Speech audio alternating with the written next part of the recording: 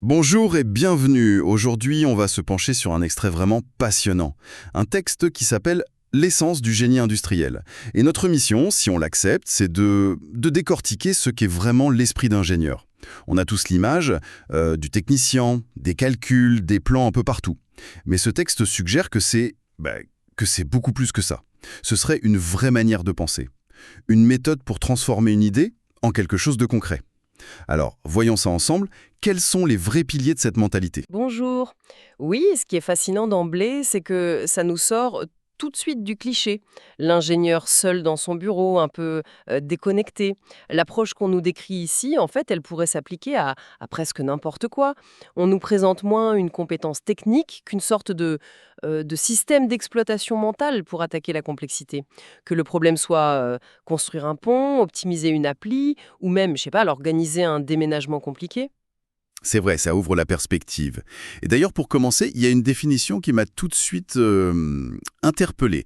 Cet esprit est décrit comme une manière à la fois rigoureuse et créative.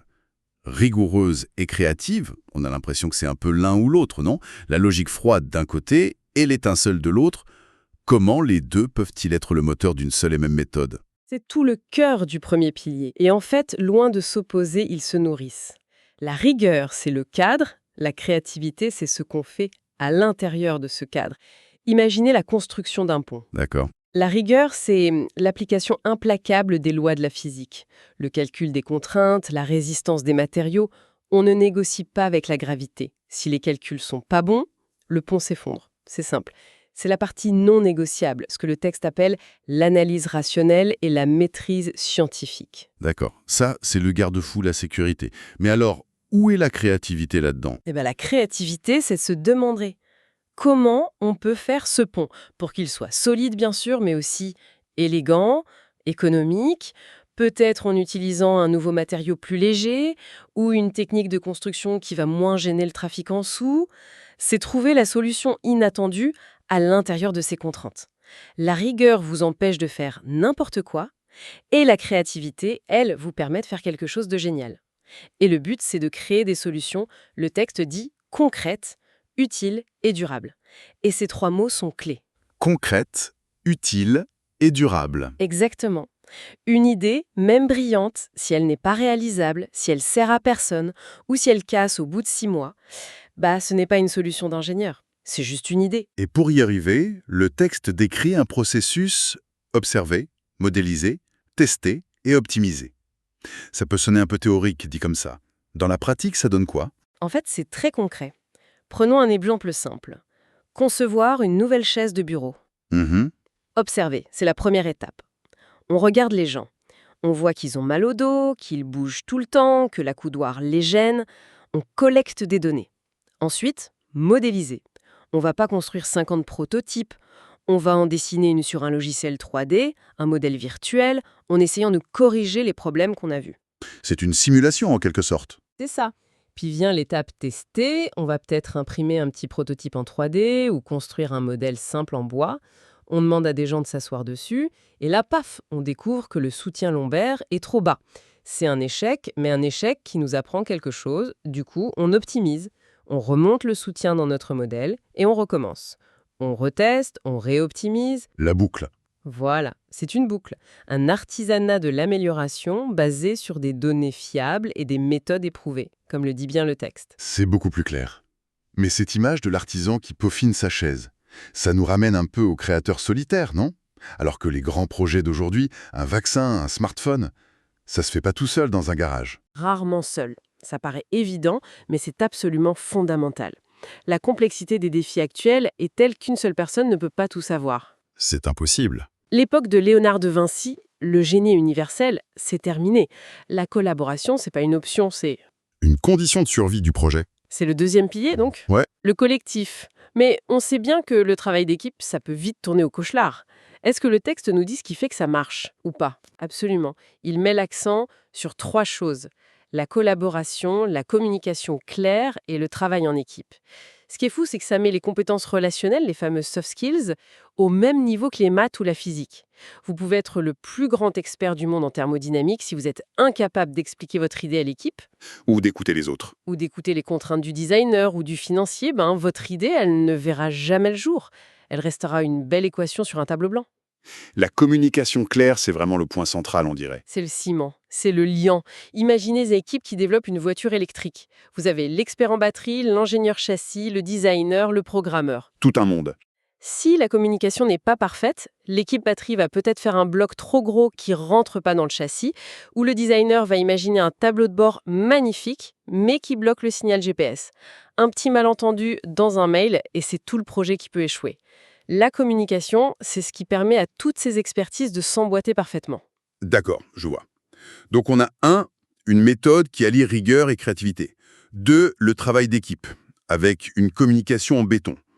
Mais est-ce que cet esprit se contente de résoudre les problèmes qui se présentent, de, disons, réparer ce qui est cassé? C'est une excellente question.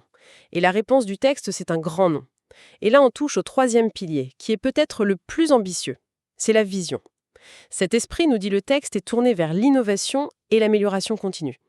Le but, c'est pas juste de faire que ça marche, c'est de faire que ça marche mieux.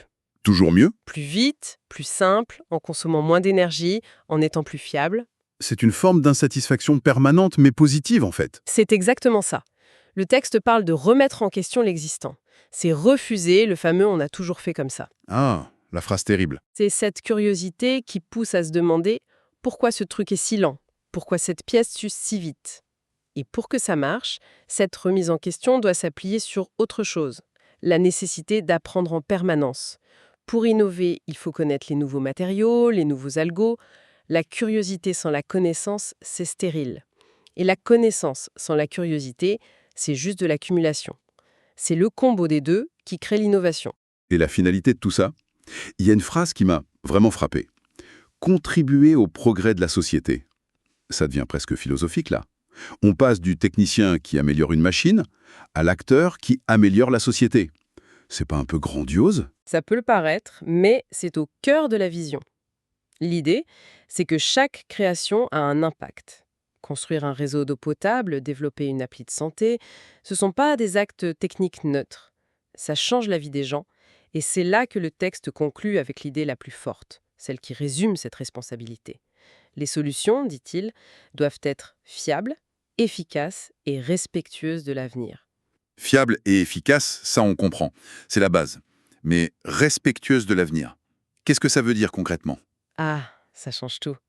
Ça introduit une dimension éthique, durable, au cœur même du processus. On ne regarde plus seulement l'objet concret, mais tout le système autour, sur le long terme. Prenez un nouvel emballage alimentaire. L'approche classique, c'est est-ce qu'il est solide? Est-ce qu'il conserve bien? Est-ce qu'il n'est pas cher?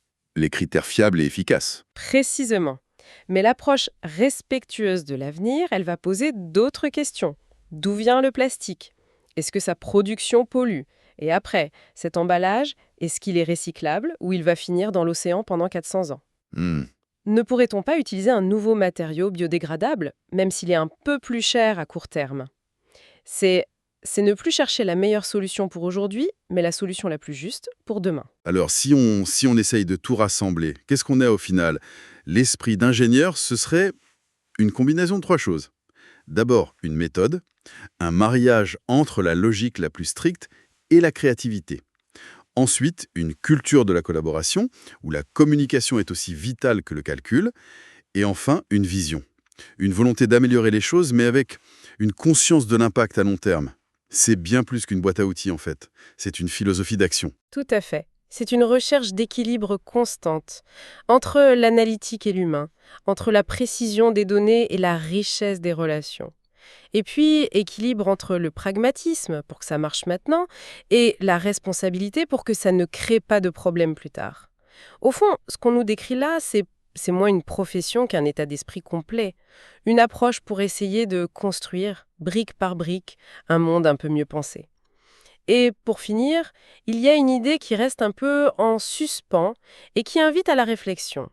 Le texte nous dit que cet esprit contribue au progrès de la société en créant des solutions respectueuses de l'avenir. Et ça soulève une question assez vertigineuse. Si cette approche, qui combine rigueur, collaboration et vision à long terme, on l'appliquait en dehors de la pure technologie, par exemple à nos grands défis sociaux, à la réforme de l'éducation, à la crise environnementale, quelle sorte de solutions nouvelles et vraiment durables est-ce qu'on pourrait commencer à imaginer?